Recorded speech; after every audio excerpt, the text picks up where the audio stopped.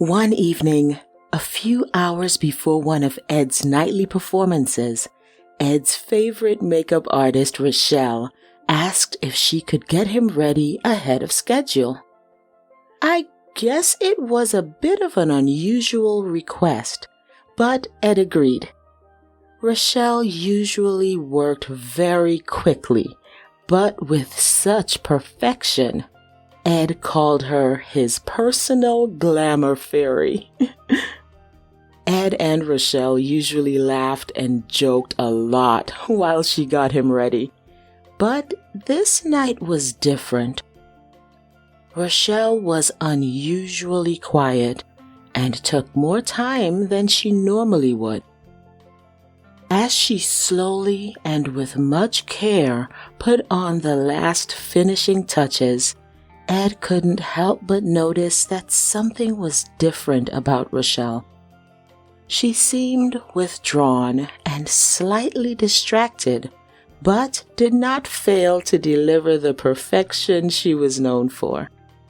She even gave me a little extra pizzazz, taking the time to add a few curls and a streak of temporary glittery teal color to match Edstravaganza's outfit for the evening.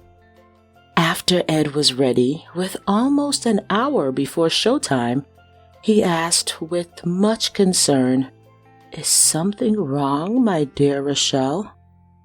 She hesitated, then said, "Oh, Ed, I've been agonizing over how and when to tell you this, but this will be my last night getting you ready, so that's part of the reason I needed to be early." Ed was clearly taken aback. Rochelle was one of the best cosmetologists he knew, but more than that, she was a great person. He could tell that Rochelle was on the verge of tears, and he was too. He gave her a huge hug, asked if she could stay for the show, and they would talk after. She agreed. That night, Ed dedicated his show to Rochelle, thanking her profusely for the radical transformation she created through the years. After the show, Ed treated Rochelle to dinner at her favorite restaurant. They reminisced about the show, Ed's journey in drag, and laughed about the many funny adventures they shared. Rochelle thanked Ed for the evening, then said in a soft but serious tone, "No one else knows this, but the real reason that I'm leaving is because I've been fighting cancer for about a month now, and the chemo has been taking a toll on me." Ed was speechless, a very rare occurrence for him. But after a few minutes of silence, he said, "Rochelle, I'm so sorry you're going through this. Please, know I'm here for you. Don't hesitate to let me know if there's anything at all that I can do to help." Rochelle whispered a heartfelt thanks as they walked in silence back to their cars. Before they parted, Rochelle stopped suddenly and, to Ed's surprise, began to slowly remove the scarf she wore on her head, which revealed an almost complete loss of her curly, medium-length, chestnut-colored hair. Ed gasped. He now knew why Rochelle had been wearing similar scarves lately. Of course, it didn't seem strange, as she was quite fashionable and a pro with makeup. He simply thought it was just a new look. She looked great as always.